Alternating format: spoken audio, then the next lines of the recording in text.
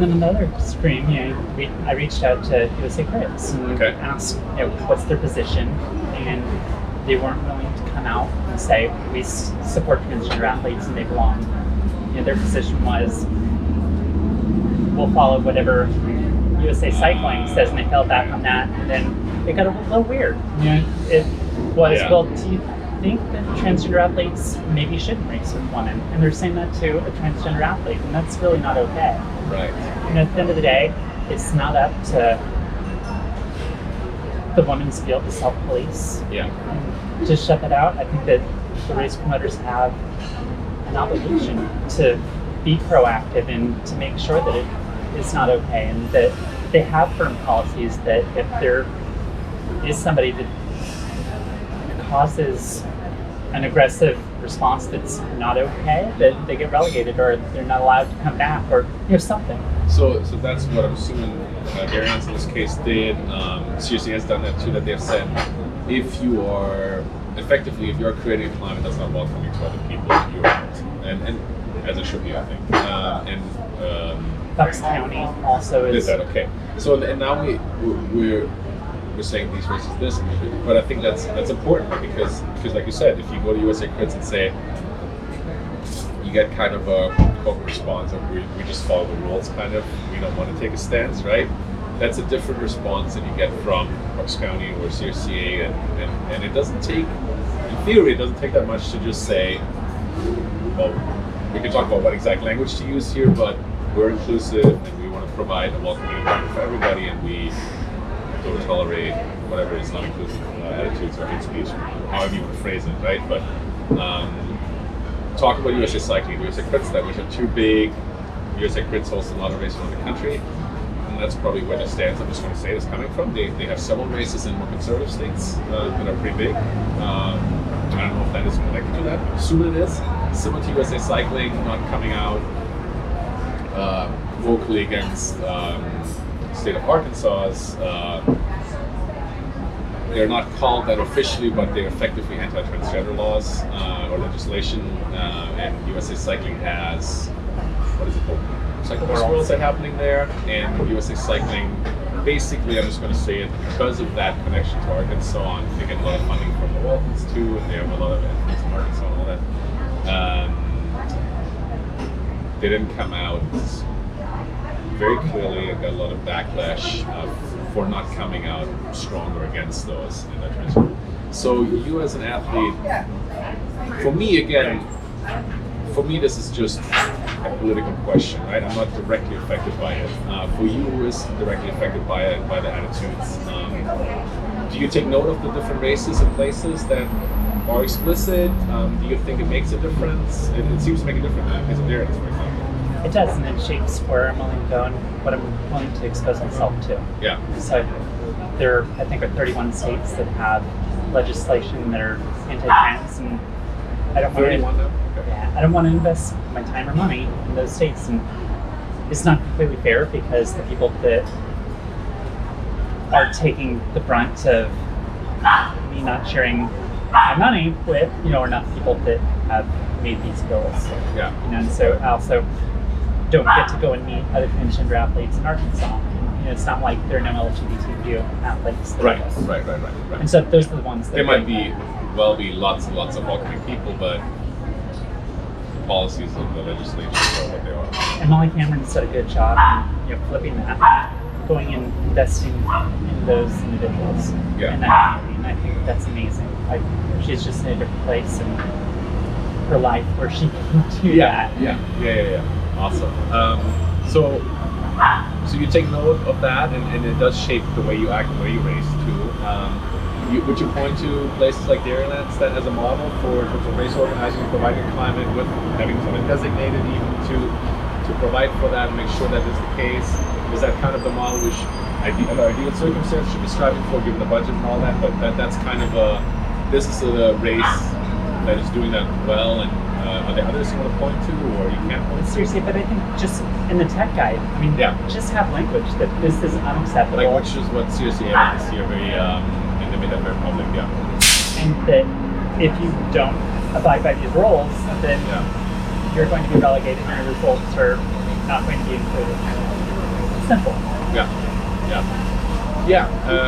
I agree with that, but like you said, and as you have experienced yourself, not everybody finds it that simple, clearly, and often it's, I don't know if it's even often for just political beliefs directly attached, but often it's money attached and worry about funding, and that is, power is money, they're very much connected, unfortunately.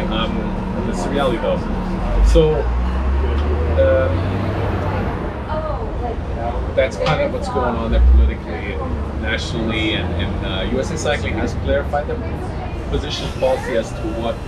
And this is the question too. Some people call for, well, we should have a transgender category or something like that. You can respond to that in a second, right? But I'm just throwing out some of the things that people are saying. Or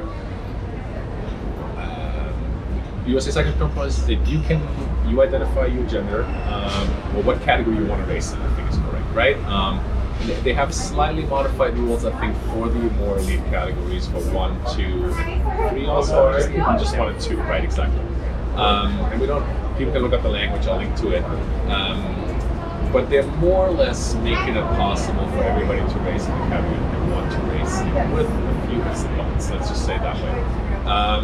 On that side, are you happy with the policy there? Are you happy, not maybe in terms of USA Cycling's language with regards to Arkansas, but with that policy, do you think that's adequate in the 21st century? Do you feel welcome? Do you feel right?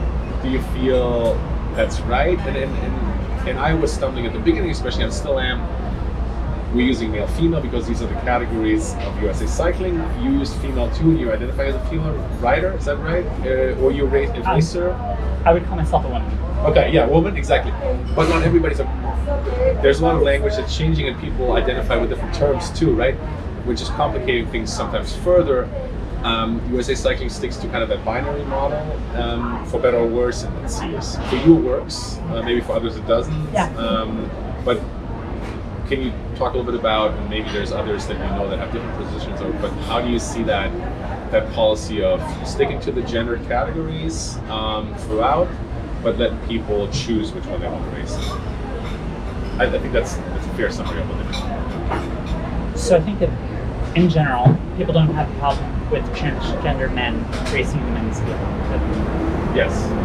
And then that comes back to the question, I think, well, we'll get to that. Well, so it's ultimately just a question of, is it fair for transgender women to race in the women's field? Right. That people have a problem with. Absolutely, and that's across all sports, right? I'm trying to think if there probably is an exception that we can think of, but the public ones especially, and the ones that I'm familiar with are almost always the case you mentioned. And then today, for better or worse, the USAC has abided by UCI's policies, and UCI's policies are even more restrictive than a lot of the other policies that are established by the Olympic Committee. Yeah. So the levels are established, and that be below 5, and so to some extent, USA Cycling is doing what USA Crits is doing by deferring kind of to the upper kind of governing body and saying we're just doing what they're doing, kind of. It's actually tougher than that. So USAC used to own that process themselves, and they've now given it to UCI without giving any guidance on how to do this. They just say, here's what UCI says, here's the medical doctor for UCI, good luck. Instead of acting as the go-between, providing the language that needs, the different letters that need to go to UCI. And so I had to figure that out myself. Yeah. I was very lucky that I had other individuals that are in the cycling field that have gone through this process. Okay. And so I was able to kind of lean on them to figure out exactly how to do this, but the average person wouldn't be able to do it. It's just another gatekeeping step that just makes it very restrictive. So tell me a little bit more. I'm actually surprised that you have to jump through a hoop here. What do you have to do? You have to file paperwork? You have to file paperwork that shows what your medical history is. And so your medical doctor has to attest all your medical history as it pertains to being race in the athlete. 1-2 fields. Wow, I didn't realize that. And then so that's the extra hurdle. I didn't realize that it was that extensive. You have to document your medical actual records or your this testosterone is levels. effectively the same that we have this conversation for the Olympics all the time, right? Where the women get tested for levels of testosterone, for all that, then they are told whether or not they can race, say, for example, the 400 meters women, the 400 meters in the female field or not, or the 800 meters, and then there's different cutoffs for different distances. That's a whole another thing we could get into, but let's stick to your case. So you have to effectively not just file paperwork, but you have to undergo additional testing. And then I have to fairly invasive testing that share that with the medical doctor. Exactly. Over the internet. Right. So I don't But know you how don't- secure you don't this know. is. Right, over the So internet, yeah. now they have all my patient identifying information. Right. Somebody in Europe, so it's going to Europe, and he says, "Trust me, I'm a medical somebody doctor." knew because the UCI. Yes, it's the UCI medical This director. is to race, In- but this is not to get a UCI license. This is No. to get a domestic USA cycling racing license. so that you can abide by P1-2 rules and regulations. I race in the UCI field in cyclocross, and Yeah. so Okay. I use my international license for that. Okay, good. Okay. Yeah. But still. But nevertheless, Yeah. That's I a think lot if this is for a a piece- racer in their 40s who just wants to compete. who might come in the top 10 a couple races. Right. We're talking, In the UCI field. Yeah. So you did all that. I did that, and I was ashamed that I had to do it, and really felt othered that I had to do that. But kind of, Tara Sublevy said, at the end of the day, own it. And how cool is it that you're able to actually race in the UCI field, and that you have this, frame it. Yeah. And so I framed it, and it's up there. Oh, you get a certificate or whatever. You get You the have to bring it to a certificate. race? No, No. it's just on your license now already. They have a little note or whatever. Okay, but still. Wow. Okay. Yeah. So once again, if I wanted to do that, to race in the UCI field, I actually have to probably qualify, but I could. I mean, once again, I show up, I have my license, I'm good to go. Like no question asked. Yeah.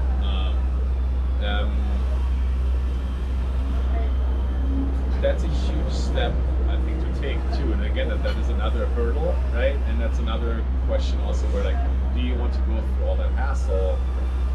Like you said, I mean, these are ambitious races, but this is not your career, right? This is not you have a professional career and all that, just to pursue a hobby seriously, and that gives you a lot of fun, right?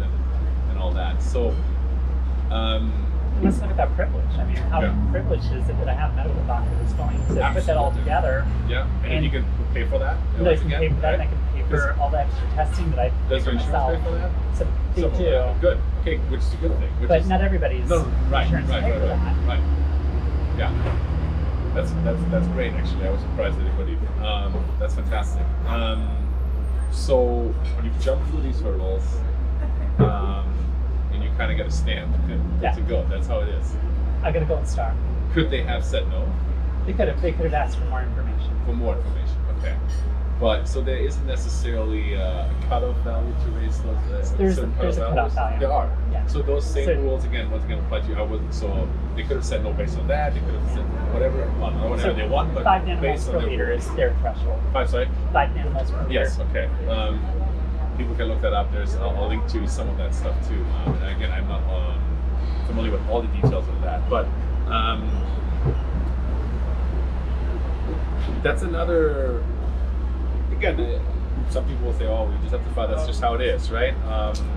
But should it be? Right. So that's the question, right? That's the question I'm asking. Like, should it be, or should you just be able to show up and raise the category that you want to be in, right? And there are some people who want to play devil's advocates and say, "Well, this is all good and well, but what if there's just some dude who decides to show up to sign up for the women's field today and then crushes everybody?" Like, this is a theoretical kind of like this is a devil's advocate, right? So this is the question, right? Is that a valid argument? It was USA Chris. Right. This is the argument. But then we could just have, let's just say Justin Williams decide one day he wants to race the women's field, and he shows up and everybody would assume he crushes it, and then what do we have, right? So is this a valid argument? Is the question, right? And I'll let you answer it. I think that has never happened, and that never will happen.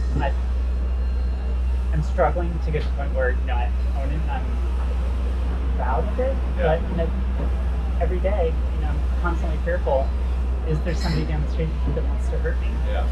And nobody's gonna, at the moment, probably choose that. There's some individuals that are really proud of that, and I think that I'd love to get to that point. And I just think that at the end of the day, that's not the reason why somebody's going to choose. And it's not a choice. At the end of the day, if you're a transgender individual, you're a transgender individual. You're not choosing that because you want to be better at sports. That would be my argument too, obviously, right? But so these are probably conversations. I don't know if you have to have the conversations directly, because I think a lot of the people who are who have that mindset will probably not approach you directly and want to talk to you about it, right? And have an argument with you. So maybe online sometimes or something. But then again, do you want to have an online argument with a stranger you don't even know? That's a whole other question. So that's just one argument that I hear, right? And again, the question. Okay, more struggles with the heat. So this is effectively part 3, but we'll see how we cut this together. So I really appreciate you, Bill, wanting to kind of engage with some of these devil's advocates questions. But again, they're not devil's advocate in the sense that, again, these are questions I hear and I see online. You talk with people. So another one is, of course, the one that gets brought up, and this is why the UCI, for example, does demand in the IOC or the international governing bodies for the Olympics and all that have, for example, cutoff values for athletes who want to race the 800 or 400 meters in the women's category, right? And a lot of that is based on testosterone levels, I think, right? There are some other markers, I think, that they're using. And a lot of the argument that I always hear, well, because somebody was a man and they are now a transgender woman, it almost gets compared to the time of where professional cyclists doped in the 90s and 2000s, and they had 5 years of doping, and people argue that those benefits carry on, right? And this is also why we have then maybe more transgender women being competitive than we have transgender males being competitive.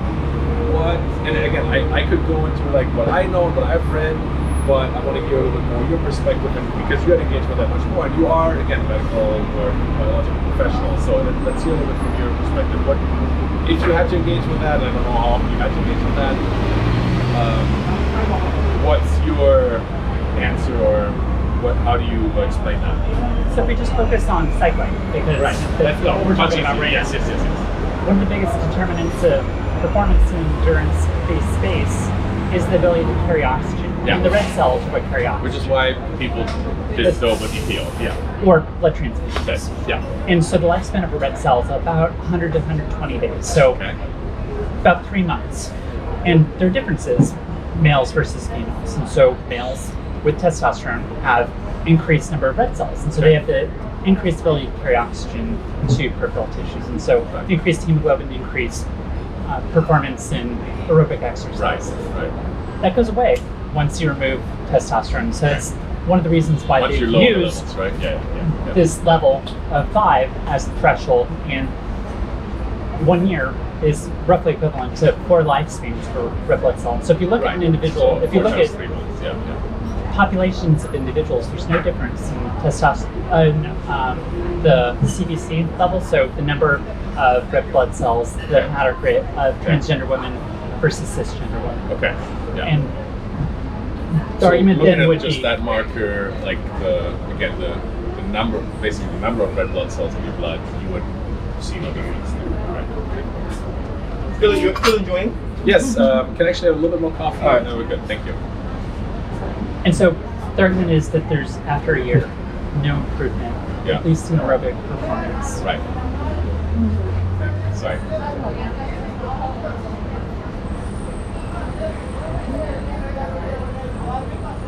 Thank you. Did you want a copy of your receipt? No, thank you. And there's so many. I'm still enjoying. Okay. I want to emphasize that point. So thank you. That's good. So no difference after the year, as you said, right? Yeah. And so at the end of the day, there's so many other biological differences that confer advantages that have nothing to do with how many different chromosome varieties that you have. So whether you have a Y chromosome or not, that's enough for the International Olympic Committee to say, we're good with this. Okay. Transgender women are women. They should be racing and competing in the women's field. Okay. Sorry, you're saying that they're already saying that, or they should be saying that? They're already saying that. Because you're saying that we're not looking at everything. We're looking at these testosterone level. Just the testosterone. That's all they're looking at? Okay, good. Yeah. Okay, so that's all they're looking at to determine that. And if you're, which again, we can talk about the validity of where they put the cutoff, a whole other question, but they have put it somewhere, and based on that, they make decisions at that level, right? And at the end of the day, this is not a new argument. It's something that has already been decided and established for many a moon. Right. And so it's surprising, that it's come up and it's been this big issue this year in particular. Yeah. Because of the Olympics, I would assume that. Yeah. Okay. I was gonna say, I don't think there's been anything else that would bring it really to spotlight. It's certainly not my performance. Do you find that the competitors or amateur cycling community is getting more educated slowly, and not just more inclusive in terms of just, we like you, Tiffany, we want you to be part of the community, but that they're also getting educated on what we just talked about, on these physical medical questions? I think that to a large extent, the people that were in the middle that didn't know what to think, I think that both sides are pulling, and I think that then today, more exposure that they have to other transgender individuals, I think that it helps, and so that's why I'm going to put myself out there. Not that I love doing this, not that I love being the poster child for being a transgender elite athlete.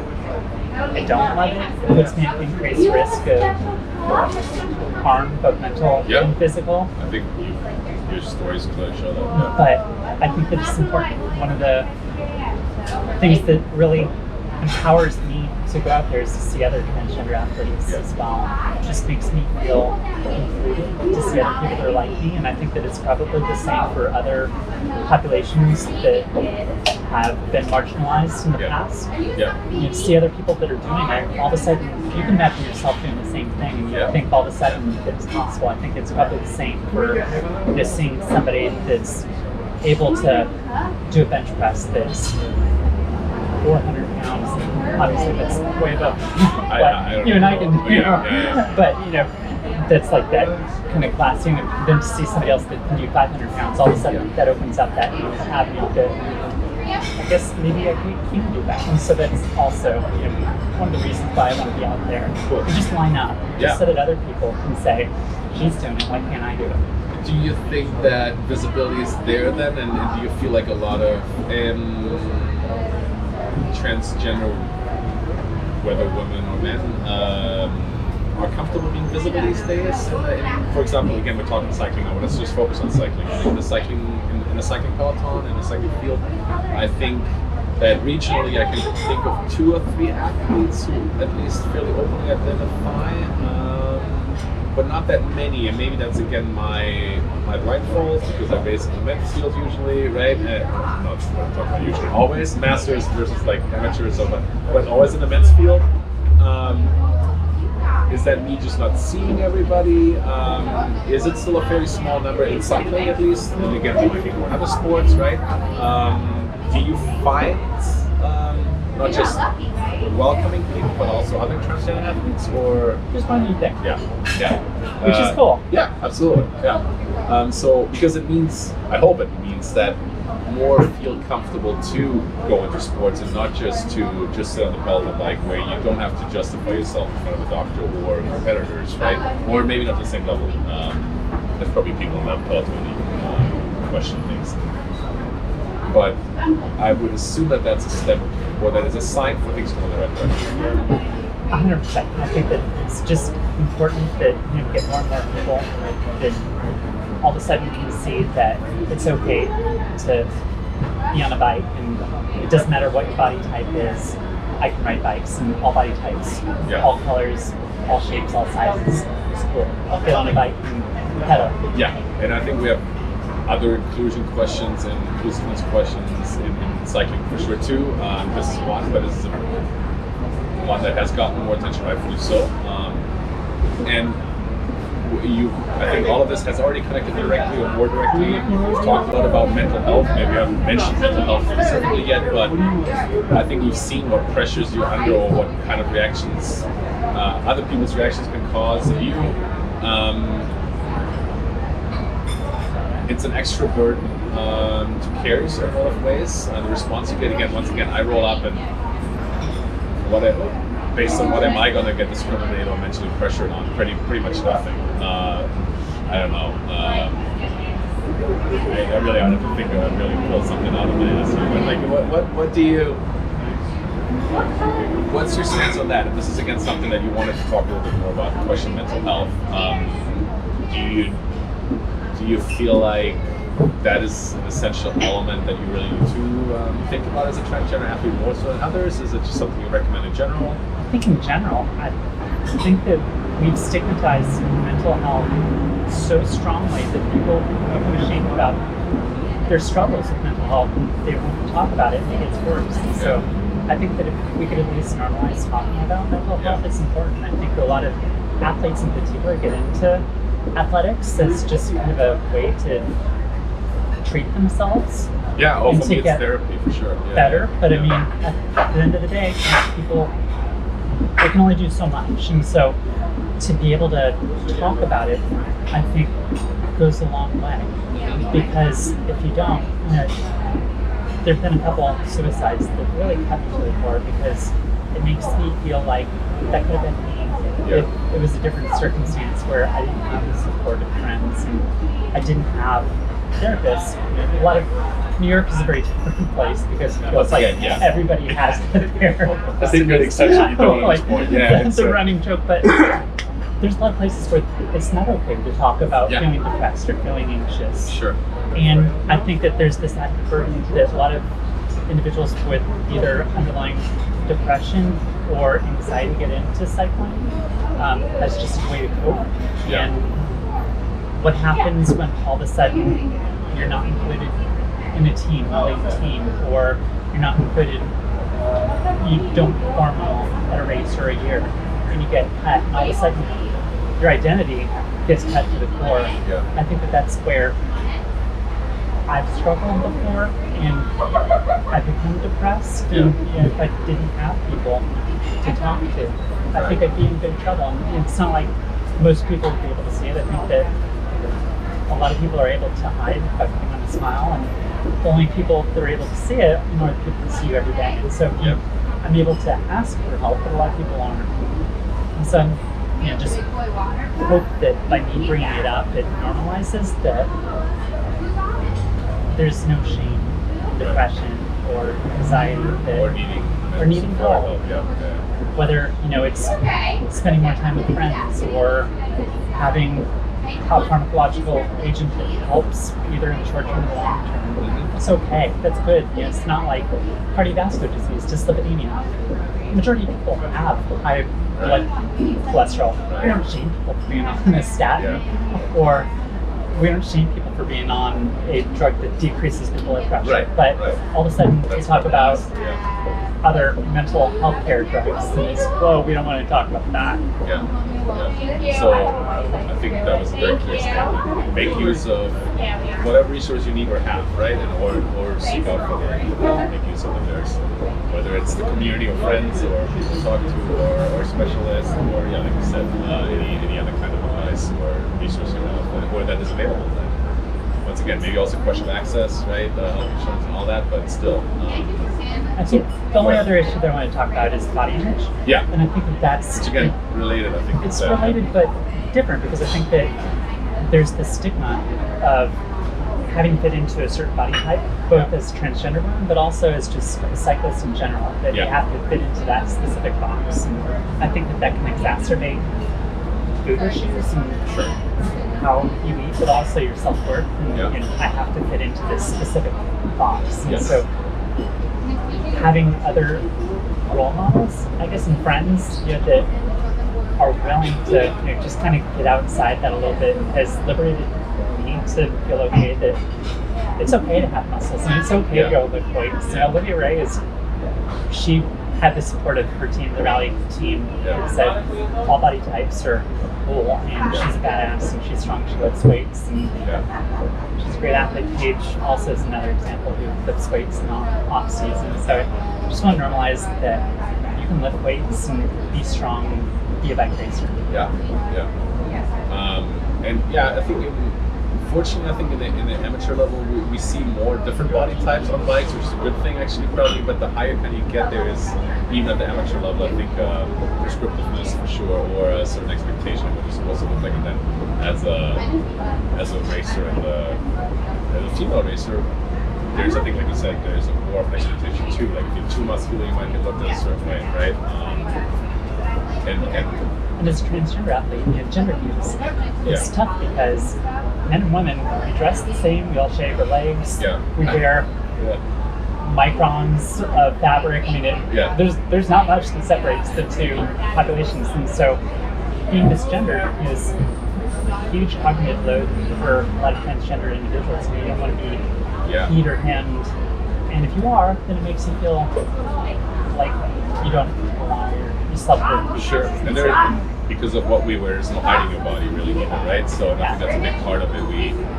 Nobody shows up in a big bag of shorts, right? You can do it on the mountain bike, but you can't really do it on a road bike or even on the cross bike, right?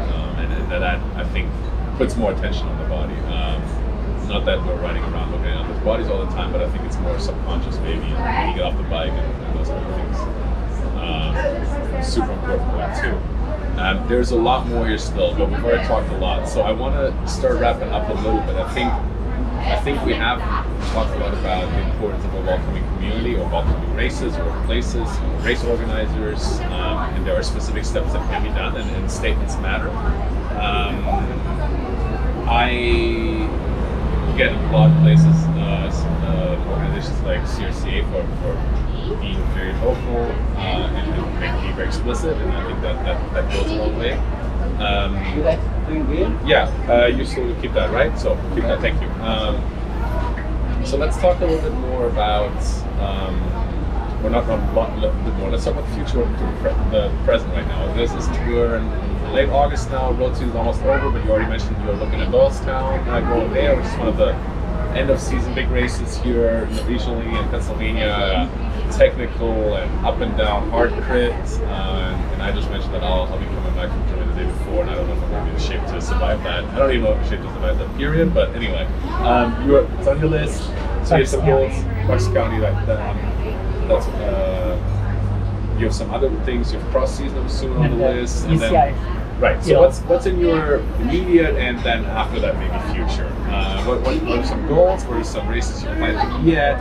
What is your kind of development trajectory from here? So I'm going to focus starting middle of September on the cyclocross calendar, and I hope as many of the East Coast UCI races as I can. We'll see how we do. The calendar, I'm assuming, from what I've read, is a little bit more limited than usual, but there are some races. More limited, but at the end of the day, I think that there's 7 or 8 races that are on the East Coast that are close enough, they're drivable, that I can make. So that'll be fun. Awesome, And then next year, hopefully, we'll have full road season, and the Philly Bike Expo will be one to give it another go, and we can focus on Short America's Dairyland and Intelligence. So those things are already written in your calendar. Those are staples of your kind of cycling diet. Those big crit races, the big at least regional cross races here, which we have some very competitive ones here in the Northeast, right? Are you planning on going eventually to things? I'm assuming you're planning. Is that on your radar? Cross nationals, for example. I don't know where they are this year. So Chicago. Okay. So if I get enough points, I'll go. Right. So you have to qualify. You're in that position. You would be in the 150 field. That's combined. That's the UCI field. Okay. So very competitive. So that's the goal. So those are ambitious goals. Are you going to do they have masters in the same event? Are you going to do masters, or are you going to do should be done for the? I would go for UCI. Yeah. Okay. Awesome. Could you do both? You could do both. You could do both. They're in different days. Different days you could. Okay. So plenty of goals. What's the expectation or the goal, or what would be a result that you would be happy with, or really that would really make you happy, whether at cross nationals or at Jensen Cup or Darren's next year? What's the kind of what are you training for? Let's say, or I'm assuming that like many of us competitors, maybe you're happy with being there, being in the mix, but on a good day, when the results, when the moment's there, what's the result you're looking for? I think to be consistent in the top 10 is my goal. We're talking in all races or at more dairy Fairlands and intelligentsia is the goal. Yeah. And you sorry to come back to that, but hopefully that would then also be received positively again there and by everybody. I hope so. Yeah, that's part of the goal probably. And hopefully, USA Crits changes a little bit and allow me to be in a position where I feel more comfortable. Yeah. So you haven't been going to those races and avoiding the purpose. Okay, fully understandable. Do you have a goal for nationals cross, or is that all dependent on how if you qualify, how the fall's going to go? My goal is to go. Goals to go. Yeah.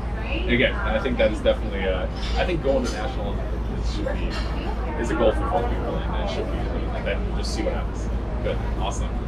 And then more longer term, continue to develop as a crit racer, like I said, maybe go for slightly higher placings or top 10 or very competitive Dairylands and the Transgender Cup, and then continue to develop your cross side as well. And that's kind of the trajectory, being an elite masters racer. Yeah. And hopefully to have fun. Yeah, absolutely. And to develop relationships. I think at the end of the day, I tend to lose track of why I ride bikes. And I ride bikes to be around other people and to meet people and develop friendships and relationships. And you've mentioned a lot of names. It sounds like you've made a lot of good connections across the region, across the country, which is fantastic too. Around the world. Around the world. So there you go. Like I said, I'm gonna have to look up some of the names you mentioned because I have to look for show notes and I'll learn a little bit too. I know lots of them.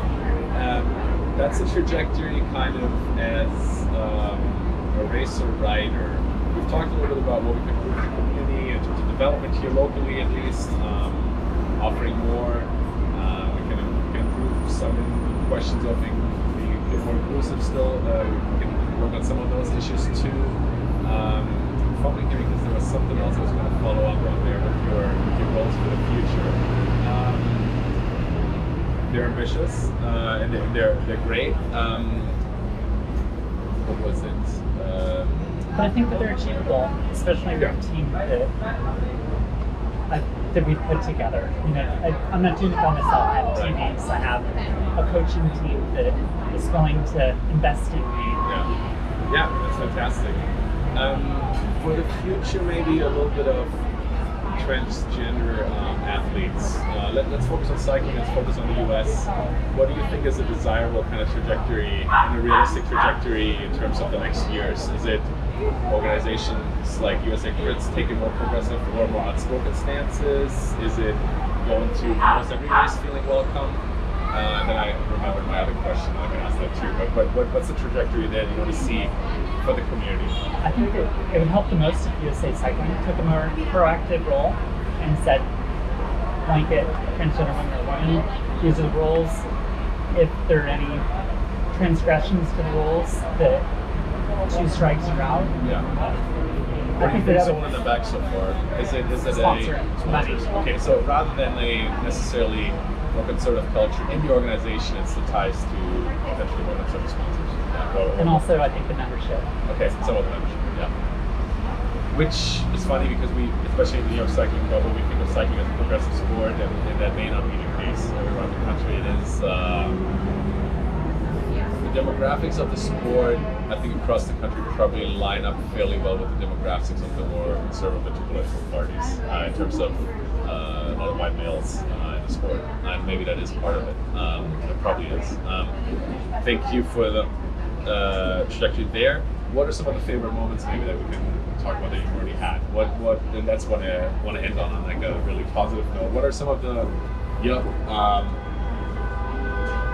that was a great race, or that was a great experience, or that was a great time? What are some of your favorite moments? I think almost any of the cyclocross races were my favorite memory is at MBX, which is up in the Northeast. It's December, it's cold. Yeah. So we made like a little igloo out of my teammate and I, Rachel and Tara, and put up holiday decorations, and I had the dogs inside. We had the burners to keep us warm.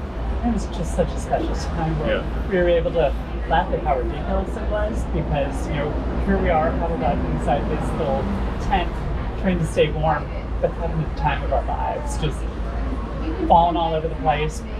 I was falling over the place. Oh, Rachel was on crushing snow it. and ice. Yeah. Yeah, okay. Yeah. Just sharing that experience of just pushing yourself to the limits and then coming back and being able to share that with your teammate and other athletes is just driving really there back special. with people and sharing those stories.